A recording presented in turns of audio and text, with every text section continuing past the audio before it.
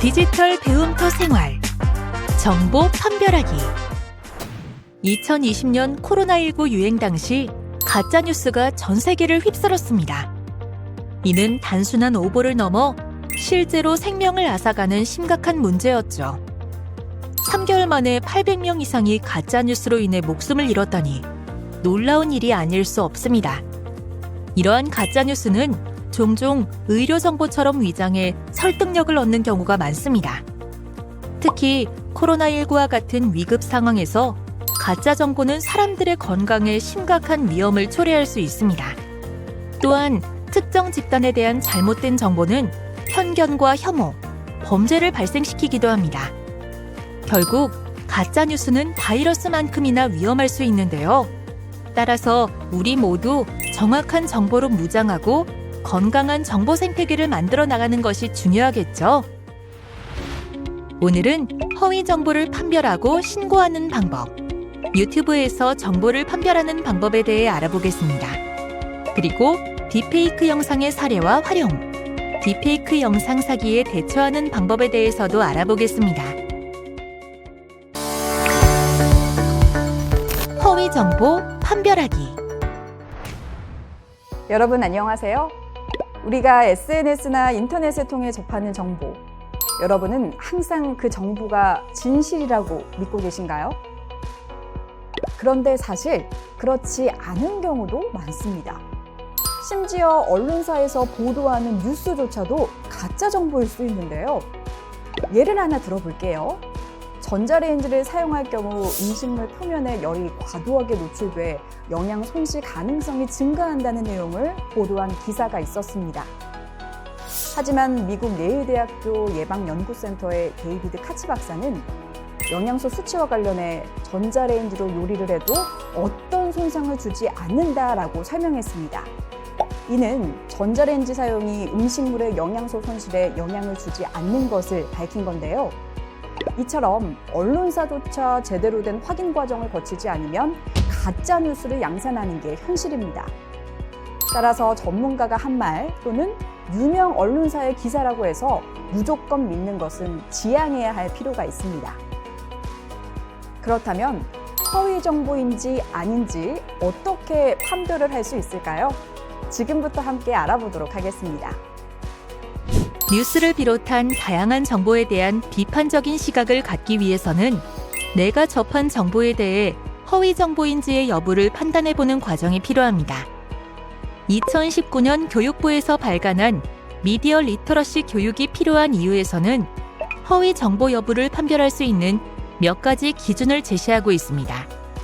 첫째, 정보의 출처가 믿을 만한 곳인지 확인합니다. 해당 정보를 제공한 웹사이트가 언론사나 공공기관을 사칭하고 있는 것은 아닌지 확인해 봅니다. 둘째, 정보 작성자가 가공의 인물이거나 타인을 사칭한 경우는 아닌지 확인이 필요합니다.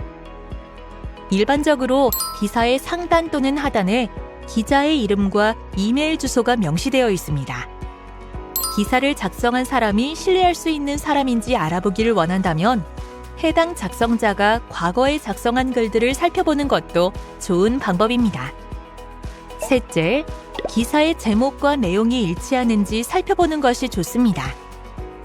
인터넷 뉴스의 경우 클릭률을 높이기 위해 자극적인 제목으로 업로드하는 경우가 있을 수 있으며 기사의 제목과는 전혀 다른 본문 내용을 담고 있는 경우도 있습니다. 넷째, 오래된 뉴스나 사진, 영상을 다시 사용하거나 재편집한 정보는 아닌지 주의 깊게 살펴보아야 합니다. 과거에 발생한 일을 현재 발생한 사건인 것처럼 조작하는 경우도 있기 때문입니다. 기사를 볼 때에는 먼저 기사의 작성 날짜를 살피고 기사의 내용을 토대로 동영상, 사진에 담긴 사건의 발생 시간과 장소를 확인합니다. 마지막으로 정보에 의해 과도한 불안, 공포, 분노가 느껴진다면 누군가 이 정보를 통해 나에게서 이런 반응을 이끌어내려고 하는 것은 아닌지 의심해 봅니다. 허위 정보들은 공격 대상의 신뢰를 떨어뜨리기 위해 이런 감정을 부추기기 때문입니다.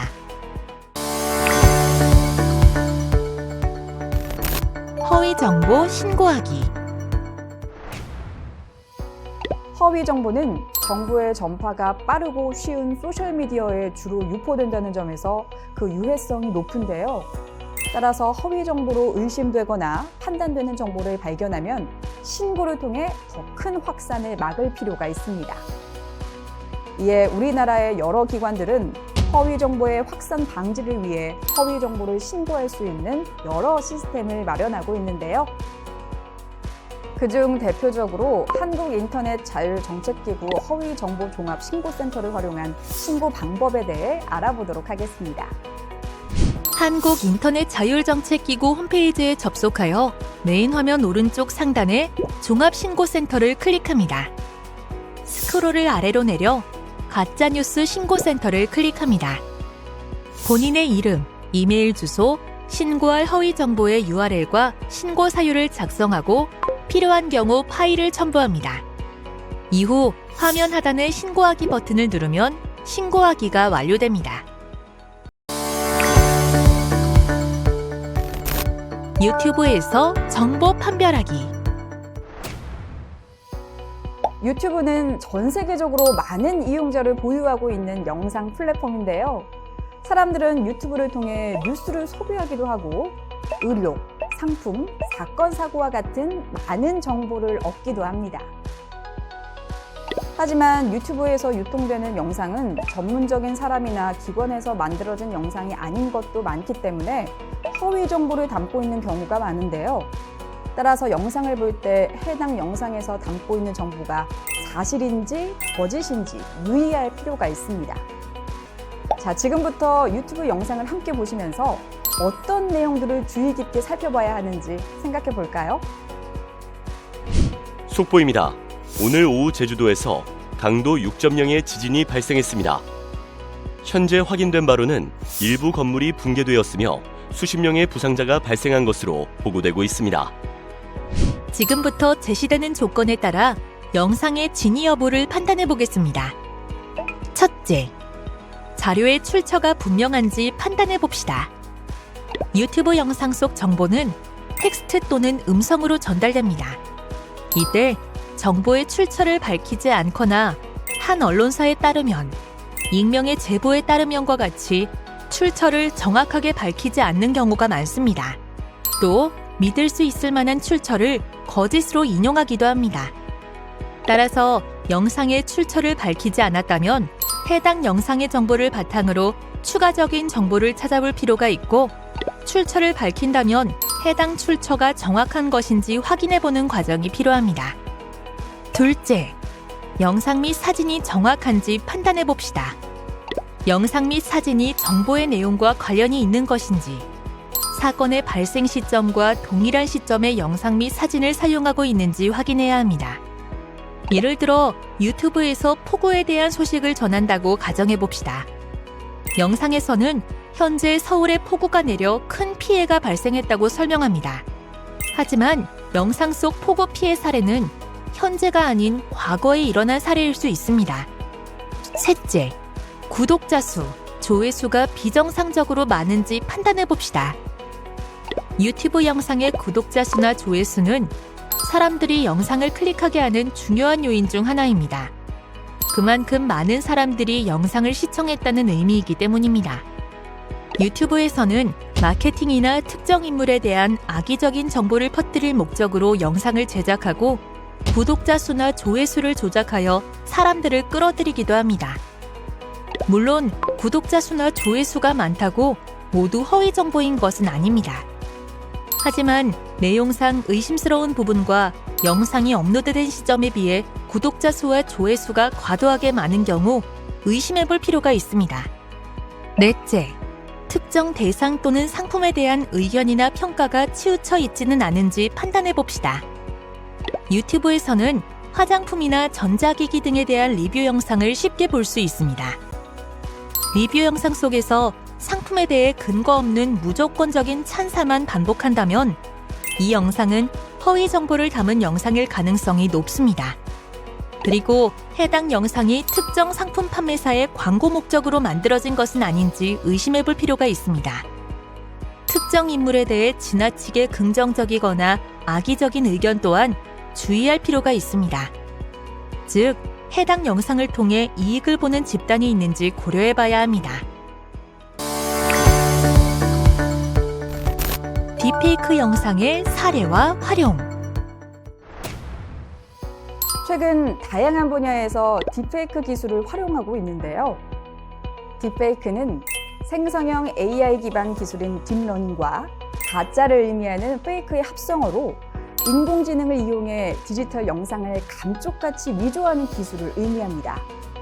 방송, 영화와 같은 영상 콘텐츠 제작 분야는 물론이고요. 의료 분야에서도 딥페이크 기술을 유용하게 활용하고 있습니다. 2024년 유제품과 빙가류를 제조하는 국내 기업 빙그레는 국가보훈부와 함께 독립운동 캠페인 처음 입는 광복을 시행했습니다. 이 캠페인은 독립운동을 위해 살신성인했지만 독립을 미처 보지 못하고 옥중에서 순국한 독립운동가 87명의 마지막 사진을 AI 기술을 활용해 빛나는 한복을 입은 모습으로 재현한 것인데요.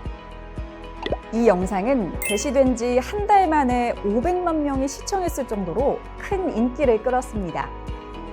이뿐만이 아니라 사별한 배우자의 모습을 복원해서 치유의 목적으로 활용한다거나 존경받는 위인의 생전 모습을 복원해 업적을 기리는 등의 목적에도 딥페이크 기술이 활용되고 있습니다. 하지만 딥페이크를 악의적으로 활용하는 사례 또한 늘고 있는데요. 인공지능 기술이 발전하면서 누구나 손쉽게 사용할 수 있기 때문에 위협적이라고 할 수 있습니다. 실제로 우리나라에서는 딥페이크로 조작된 음란 동영상이 큰 문제가 되고 있습니다. 특히 최근에는 일반인을 대상으로 한 딥페이크 성범죄가 증가하고 있어 사회적으로 문제가 되고 있습니다.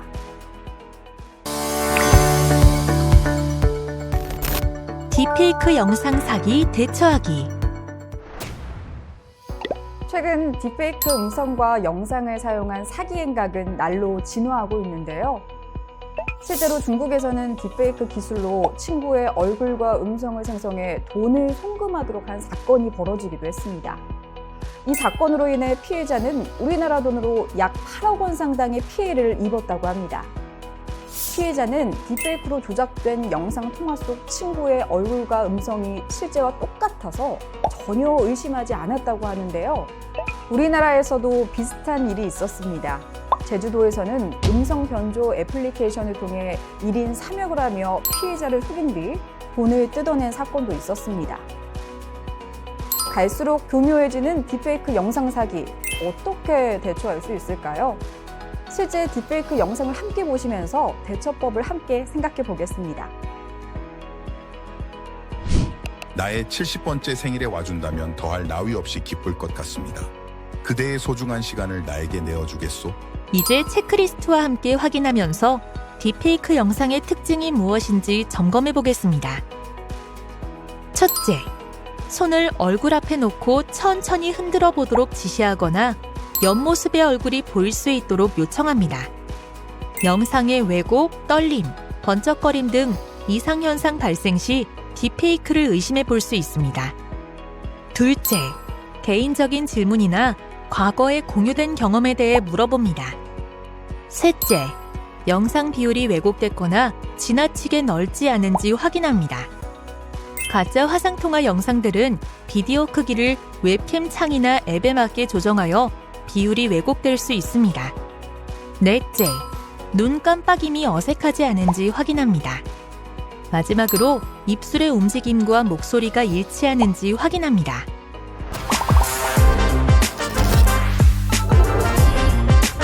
이것으로 정보 판별하기 학습을 마치겠습니다. 감사합니다.